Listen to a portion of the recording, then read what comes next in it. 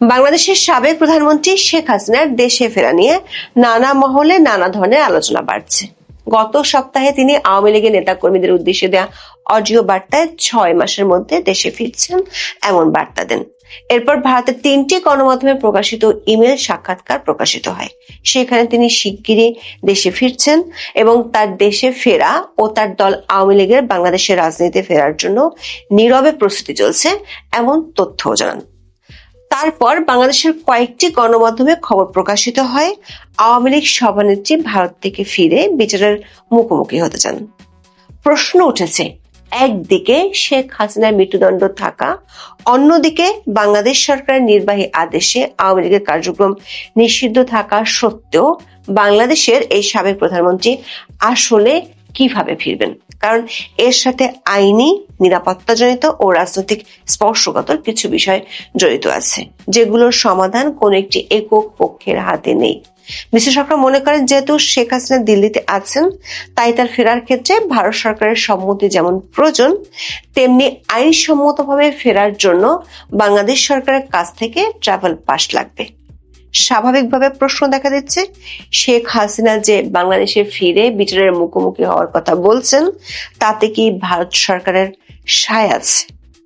অন্যদিকে বাংলাদেশ সরকারও কি এর জন্য প্রস্তুত?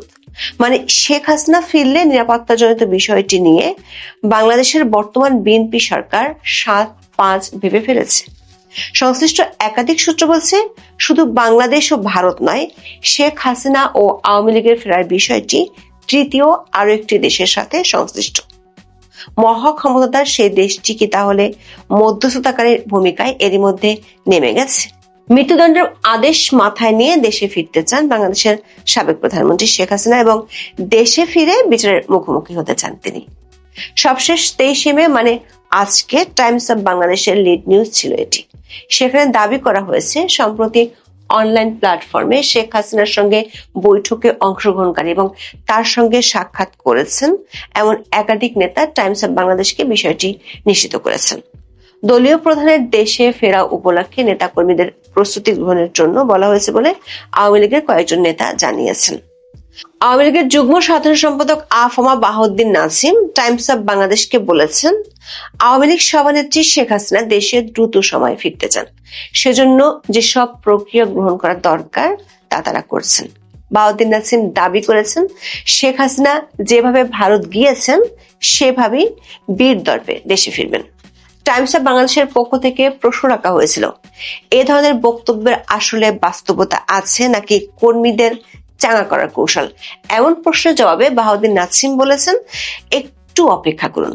শেখ হাসিনার দেশে ফেরা উপলক্ষে বিপুল জনসমাগম করাতে তারা প্রস্তুতি নিচ্ছেন।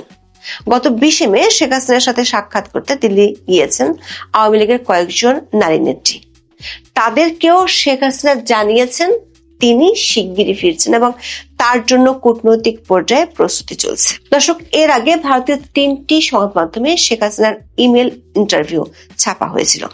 সেখানে শেখ হাসিনা নিজেই বলেছেন তিনি শিগগিরই দেশে ফিরছেন। কিন্তু 24 আগস্টের পর বাংলাদেশের রাজনীতির যে পট পরিবর্তন হয়েছে, তার প্রেক্ষাপটে শেখ হাসিনার ফেরা অনেকগুলো যদি এবং কিন্তুর উপর নির্ভরশীল।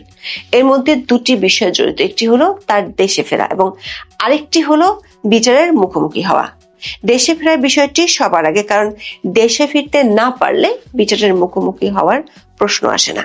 দর্শক, শেখ হাসিনা 5 আগস্ট বাংলাদেশ বিমান বাহিনীর বিশেষ হেলিকপ্টারে করে দিল্লি গিয়েছিলেন এবং সেটি তখন বাংলাদেশ সেনাবাহিনী ও ভারত সরকারের পূর্ণ সম্মতিতে হয়েছিল। এর কয়েকদিন পরেই শেখ হাসিনার কূটনৈতিক বা লাল পাসপোর্ট বাতিল করা হয়, যার অর্থ হলো এই মুহূর্তে বাংলাদেশ সরকারের পক্ষ থেকে শেখ হাসিনার নামে কোনো পাসপোর্ট ইস্যু করা নেই। তবে শেখ হাসিনা 5 আগস্ট যে দিল্লি গিয়েছেন, তার জন্য তাকে ইমিগ্রেশনগত কোনো জটিলতায় পড়তে হয়নি। আবার ভারত সরকার বরাবরই বলে আসছে, বাংলাদেশের এই সাবেক প্রধানমন্ত্রী ভারত সরকারের সর্বোচ্চ পর্যায়ের অতিথি হিসেবে দেশটিতে আছেন। কিন্তু শেখ হাসিনা যদি বাংলাদেশে ফিরতে চান, তার জন্য বাংলাদেশ সরকারের পক্ষ থেকে দেয়া পাসপোর্ট কিংবা ট্রাভেল পাস দরকার আছে। যেমনটা তারেক রহমান যখন 17 বছর পর দেশে ফিরেন, তার জন্য তখনকার অন্তর্বর্তী সরকার ট্রাভেল পাস দিয়েছিল। এমনকি তখন দেশে আলোচনা হয়েছিল তারেক রহমান কেন ট্রাভেল পাসের জন্য আবেদন করতে দেরি করেছিলেন। স্বাভাবিকভাবে বোঝা গিয়েছিল পর্দার আড়ালে ঘটতে থাকা সমঝোতাগুলো হওয়ার পরই তারেক রহমান খুব দ্রুত ট্রাভেল পাস নিয়ে দেশে এসেছিলেন। প্রশ্ন হলো, শেখ হাসিনার ফেরার জন্য যদি ট্রাভেল পাস লাগে, সেটির জন্য যদি একই ধরনের সমঝোতা বৈঠক দরকার হয়, সেই আলোচনা কি শুরু হয়ে গেছে? পরিষ্কারভাবে বলা যায়, প্রস্তুতি কি শুরু হয়ে গেছে? গত 19 মে যে 3টি ভারতীয় পত্রিকায় শেখ হাসিনার সাক্ষাৎকার ছাপা হয়েছে, তার একটি হলো আনন্দবাজার। আনন্দবাজার পত্রিকাকে শেখ হাসিনা বলেছেন তিনি এবং তার দল আওয়ামী লীগ আরো সংগঠিত হয়ে শক্তিশালী হয়ে যে ফিরবে, তার জন্য নীরবে প্রস্তুতি চলছে। সেই নীরব প্রস্তুতিটা যে কূটনৈতিক ও আন্তর্জাতিক লেভেলে বোঝাপড়া, সেটির ইঙ্গিত পাওয়া যাচ্ছে মিলেনিয়াম পোস্ট ও হিন্দুস্তান টাইমসকে দেওয়া সাক্ষাৎকারে। এই দুটি সংবাদ মাধ্যমকে তিনি বলেছিলেন তার অনুপস্থিতির অর্থ তার নীরবতা নয়, কারণ তিনি কূটনৈতিক ও আন্তর্জাতিক পর্যায়ে মাথা উঁচু করে ফেরার জন্য কাজ করছেন। দর্শক, শেখ হাসিনা যেহেতু দিল্লিতে আছেন, তাই স্বাভাবিকভাবে তার ফেরার বিষয়টি নিয়ে কূটনৈতিক পর্যায়ে ভারত ও বাংলাদেশ সরকারের মধ্যে আন্ডারস্ট্যান্ডিং হতেই হবে। শেখ হাসিনার ফেরার বিষয়ে ভারতের অবস্থান কি, সেটি পরিষ্কার করেছিলেন দেশটির পররাষ্ট্রমন্ত্রী এস জয়শঙ্কর গত বছরের 6 ডিসেম্বর নয়াদিল্লিতে হিন্দুস্তান টাইমসের লিডারশিপ সামিটে এনডিটিভির সিইও ও প্রধান সম্পাদক রাহুল কানওয়ালের এক প্রশ্নের জবাবে ভারতের পররাষ্ট্রমন্ত্রী তখন বলেছিলেন, বিশেষ এক পরিস্থিতিতে ভারতে আশ্রয় নেওয়া বাংলাদেশের সাবেক প্রধানমন্ত্রী সেখানেই থাকবেন কিনা সেই সিদ্ধান্ত একান্তই তার উপর নির্ভর করছে। ওই দিন তিনি শেখ হাসিনার ফেরার সাথে নিরাপত্তা ইস্যুটির কথা তুলে ধরেছিলেন। অনেকের ধারণা, কার্যক্রম নিষিদ্ধ থাকা সত্ত্বেও যেহেতু আওয়ামী লীগের জনভিত্তি আছে, তাই শেখ হাসিনা ফিরলে ব্যাপক লোক সমাগম হবে, এমনটাই স্বাভাবিক। সেক্ষেত্রে নিরাপত্তার প্রশ্নটি বড় হয়ে দেখা দিবে ভারত ও বাংলাদেশ সরকারের কাছে। কূটনৈতিক সূত্রগুলো বলছে, শেখ হাসিনা যে নীরব প্রস্তুতির ইঙ্গিত দিয়েছেন, সেটি যদি হয় কূটনৈতিক পর্যায়ের সমঝোতা, তাহলে তার মধ্যে দেশে আসার পর শেখ হাসিনার নিরাপত্তা ইস্যুটি সবচেয়ে বড় ইস্যু হতে পারে। কারণ 1981 সালে যখন শেখ হাসিনা বাংলাদেশে ফিরে এসেছিলেন, তারপর থেকে বেশ কয়েকবার তাকে হত্যার চেষ্টা করা হয়েছিল। 2004 সালের 21 আগস্ট গ্রেনেড হামলায় তিনি মৃত্যুর দুয়ার থেকে ফিরে এসেছিলেন। আর ওই সময় ক্ষমতায় ছিল বিএনপি জামাত জোট। ওই ঘটনার জন্য শুধু দেশেই নয়, আন্তর্জাতিক ক্ষেত্রেও বিএনপি জামাত সরকার ব্যাপক সমালোচনার মুখে পড়েছিল। বিশ্লেষকরা মনে করেন, শেখ হাসিনার স্বদেশ ফেরার ক্ষেত্রে তার নিরাপত্তা ইস্যুটি নিয়ে ভারত ও বাংলাদেশ সরকারের মধ্যে কতটুকু সমঝোতা হচ্ছে তার উপর অনেক কিছুই নির্ভর করছে। অনেকে বলছেন, এখনো পর্যন্ত প্রশাসনিক কর্মকাণ্ড দেখে মনে হচ্ছে না বিএনপি কিংবা সরকার আওয়ামী লীগকে খুব বেশি ছাড় দিতে চায়। বিএনপি ক্ষমতায় এসেছে 3 মাস হয়ে গেল। এর মধ্যে ইউনূসের জারি করা অধ্যাদেশকে আইন হিসেবে সংসদে পাশ করে আওয়ামী লীগের উপর নিষেধাজ্ঞা বহাল রেখেছে। আওয়ামী লীগের বহু নেতাকর্মী যারা বিনা বিচারে জেলে আছেন, তাদেরকে আদালত জামিন দিলেও সরকার ছাড় দিতে রাজি নয়। আসাদুজ্জামান নূর, সেলেনা হায়াত আইভী, নুরুল ইসলাম সুজন, সাবেক প্রধান বিচারপতি খায়রুল হক আদালত থেকে জামিন পেলেও সরকার কোনো না কোনো ভাবে তাদের আটকে রেখেছে। আওয়ামী লীগের অঙ্গ সংগঠনগুলো দেশের অনেক জায়গায় মিছিল করলেও পুলিশ গ্রেপ্তার করছে। এ কারণে অনেকেই মনে করেন কূটনৈতিক পর্যায়ে সমঝোতা হচ্ছে কিনা তার পুরোপুরি আভাস পাওয়া যাচ্ছে না। যদিও বাংলাদেশ সরকারের স্বরাষ্ট্রমন্ত্রী সালাউদ্দিন আহমেদ বলেছেন, তার সরকার চায় শেখ হাসিনা দেশে ফিরে আইনের মুখোমুখি হোক।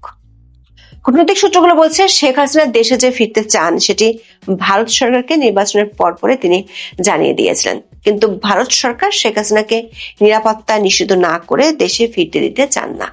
আবার বাংলাদেশে ফিরতে হলে বাংলাদেশ সরকারের কাছ থেকে যে ট্রাভেল পাস লাগবে, সেটিও সমঝোতার অংশ। সূত্রগুলো বলছে, শেখ হাসিনা এবং আওয়ামী লীগ ইস্যুটি নিয়ে নির্বাচনের আগে একটি পশ্চিমা দেশের মধ্যস্থতায় ভারতের সাথে বিএনপির আলোচনা হয়েছিল। বাংলাদেশে মার্কিন রাষ্ট্রদূত নির্বাচনের 10 দিন আগে বিএনপির শীর্ষ নীতি নির্ধারক ও ভারতের সাবেক রাষ্ট্রদূতের সাথে আলোচনা করেছিলেন। নির্বাচনের পর পুরাতন সেই সমঝোতার বিষয়টি ক্ষমতাসীন বিএনপিকে স্মরণ করিয়ে দেওয়া হয়েছে। কূটনৈতিক সূত্রগুলো বলছে, তা নিয়ে এরই মধ্যে 3 পক্ষের আলোচনা হয়েছে। বিএনপির একজন শীর্ষ নীতি নির্ধারক মধ্যপ্রাচ্যে আছেন, সেখানেও বিষয়টি নিয়ে 3 পক্ষের আলোচনা হয়েছে। বিএনপির আরেক শীর্ষ নীতি নির্ধারক কিছুদিন আগে লন্ডনে গিয়েছিলেন, সেখানে একই সময় দিল্লি থেকে গিয়েছিলেন ট্রাম্পের বিশেষ দূত সার্জিও ঘোষ। দিল্লির একটি সূত্র বলছে, বাংলাদেশের অভ্যন্তরীণ রাজনীতি ও আঞ্চলিক নিরাপত্তার ইস্যু নিয়ে ভারত ও যুক্তরাষ্ট্রের মধ্যে উচ্চ পর্যায়ে আলোচনা হবে কাল ও পরশু। সেখানে সমঝোতা হলে সেই বার্তা পৌঁছে যাবে বাংলাদেশ সরকারের শীর্ষ পর্যায়ে। তাহলে কূটনৈতিক পর্যায়ে এসব আলোচনা থেকেই কি শেখ হাসিনা বলছেন তার মাথা উঁচু করে ফেরার জন্য নীরব প্রস্তুতি চলছে? একটি সূত্র বলছে, বিএনপি সরকারের কাছে আওয়ামী লীগের কার্যক্রমের উপর নিষেধাজ্ঞা তুলে দেওয়া অনেক সহজ, কিন্তু শেখ হাসিনাকে দেশে ফেরার অনুমতি দেয়া অনেক কঠিন। কারণ সরকারের শীর্ষ মহল মনে করে শেখ হাসিনা দেশে ফিরলে আওয়ামী লীগ পুরো শক্তি ফিরে পাবে, তখন দলটি নিষেধাজ্ঞা বহাল থাকলেও তাদের ঠেকানো প্রায় অসম্ভব হয়ে যাবে। খবরে বলা হচ্ছে, শেখ হাসিনা দেশে ফিরে বিচারের মুখোমুখি হতে চান। টাইমস অব বাংলাদেশের খবরে বলা হয়েছে, সম্প্রতি শেখ হাসিনার সঙ্গে সাক্ষাৎ করেছেন ইউরোপ আওয়ামী লীগের এক নেতা। নাম প্রকাশ না করার শর্তে টাইমসকে তিনি বলেছেন, সাবেক প্রধানমন্ত্রী দেশে ফিরে বিচারের মুখোমুখি হতে চান। তার এই মনোভাবের কথা ভারত সরকারকে জানানো হয়েছে। এমনকি তিনি আগামী 15 আগস্ট আগে দিল্লিতে বাংলাদেশ হাই কমিশনের কাছে ট্রাভেল পাসও চাইতে পারেন। দর্শক, শেখ হাসিনার বিরুদ্ধে 600-ও বেশি মামলা আছে। কয়েকটি মামলার রায় হয়েছে, তার মধ্যে জুলাই আন্দোলনে মানবতা বিরোধী অপরাধে আন্তর্জাতিক অপরাধ ট্রাইব্যুনাল গত 17 নভেম্বর শেখ হাসিনা ও তার সরকারের স্বরাষ্ট্রমন্ত্রী আসাদুজ্জামান খান কামালকে মৃত্যুদণ্ড দিয়েছে। এটি সবচেয়ে গুরুতর শাস্তি। আইনি পরিভাষায় বলতে গেলে সাধারণ নিয়মে এই রায়ের বিরুদ্ধে সরাসরি আপিল করার নিয়মিত সময়সীমা পার হয়ে গেছে। আন্তর্জাতিক অপরাধ ট্রাইব্যুনাল আইন 1973-এর 21 ধারা অনুযায়ী রায় ঘোষণার 30 দিনের মধ্যে সুপ্রিম কোর্টের আপিল বিভাগে আপিল দায়ের করতে হয়। 2025 সালের 17 নভেম্বর রায় হওয়ার পর নিয়মিত সেই 30 দিনের সময়সীমা গত বছরের ডিসেম্বরের মাঝামাঝিতেই শেষ হয়ে গেছে। তাহলে কি তিনি ফাঁসি নিশ্চিত জেনেই দেশে ফিরবেন? সম্প্রতি দলের নেতাদের সঙ্গে টেলিগ্রামের একটি গ্রুপ কলে শেখ হাসিনা বলেছেন, তার এখন যে বয়স তাতে আর সর্বোচ্চ কয়েক বছর বাঁচতে পারেন। দেশে এসে গণতন্ত্রের জন্য যদি তাকে ফাঁসির মঞ্চেও যেতে হয়, তাতেও তার কোনো কষ্ট থাকবে না। সাধারণ নিয়মে আপিলের নিয়মিত সময়সীমা শেষ হলেও আইনি দরজা পুরোপুরি বন্ধ হয়ে যায়নি। তবে এর জন্য তাকে একটি বড় আইনি শর্ত পূরণ করতে হতে পারে। সেটি হলো ফৌজদারি এবং আন্তর্জাতিক অপরাধ আইনের প্রতিষ্ঠিত নীতি অনুযায়ী একজন পলাতক আসামি আদালত বা আইনের আশ্রয় পেতে পারেন না। শেখ হাসিনা যেহেতু এখন আদালতের কাছে পলাতক অবস্থায় আছেন, তাই তার পক্ষে এখন সরাসরি আপিল করার সুযোগ নেই। তিনি যদি ভবিষ্যতে বাংলাদেশে ফিরে আসেন, আদালতের কাছে আত্মসমর্পণ করেন অথবা তাকে গ্রেপ্তার করে আইনের মুখোমুখি করা হয়, তখন তিনি আপিল বিভাগে আপিল করার অনুমতি চাইতে পারবেন। সে সময় তার আইনজীবীরা পলাতক থাকা বা অনুপস্থিত রায় হওয়া এবং সার্টিফাইড রায়ের কপি বিলম্বে পাওয়াকে যৌক্তিক কারণ হিসেবে দেখিয়ে বিলম্ব মার্জনা বা লিমিটেশন মওকুফের আবেদন করতে পারবেন। আদালত যদি সেই কারণ যুক্তিযুক্ত মনে করে, তবে আপিলটি শুনানির জন্য গ্রহণ করা হবে। দর্শক, সুপ্রিম কোর্টের 3 জন সিনিয়র আইনজীবী 24-এর 5 আগস্ট উদাহরণ টেনে বলেছেন, ওই সময় ফাঁসির দণ্ডপ্রাপ্ত অনেক আসামি রাতারাতি বের হয়ে গেছেন। এমনকি তাদের মধ্যে অনেকে সংসদ সদস্যও হয়েছেন। তাদের মতে তখন রাজনৈতিক পরিস্থিতি ও সমঝোতার কারণে এটি হয়েছিল। এ কারণে শেখ হাসিনা দেশে ফিরে আসা এবং বিচারের মুখোমুখি কিভাবে হবেন তা সম্পূর্ণ নির্ভর করছে কূটনৈতিক ও রাজনৈতিক সমঝোতার উপর। তবে সেই সমঝোতার আলোচনা যে এরই মধ্যে অনেকখানি এগিয়েছে, সেটার ইঙ্গিত একাধিক সূত্রে পাওয়া গেছে।